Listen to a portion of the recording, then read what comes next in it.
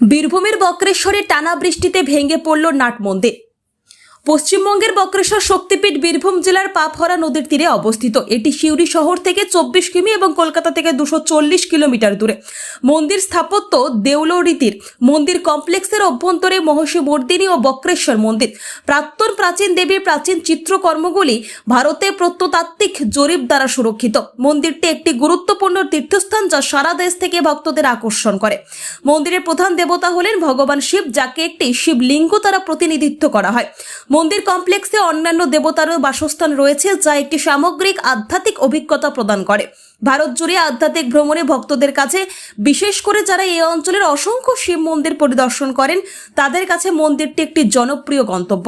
আর এবার দেখা গেল বীরভূমের বক্রেশ্বর ধামে বহু প্রাচীন মন্দির, যেটি নাট মন্দির নামে পরিচিত, আর সেই বহু প্রাচীন নাট মন্দিরটি ভগ্নদশায় পরিণত হয়েছে। জরাজীর্ণ সেই নাট মন্দিরটি টানা বৃষ্টিতে ভেঙে পড়ে।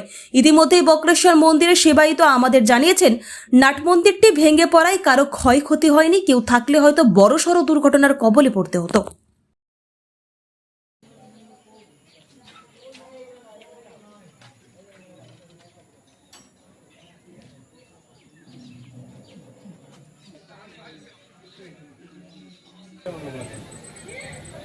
বলুন।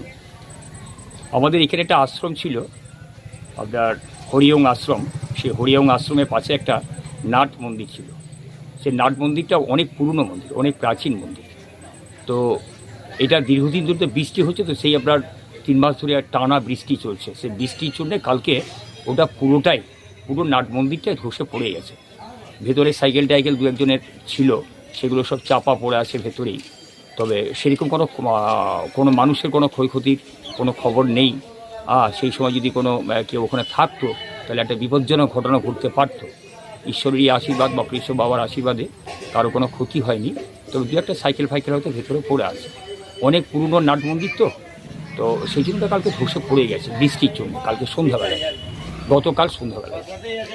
আপনার নাম? আমার নাম দেবনাথ মুখার্জি। আমি বক্রেশ্বর মন্দির উন্নয়ন সেবায়ত সমিতির একজন সদস্য।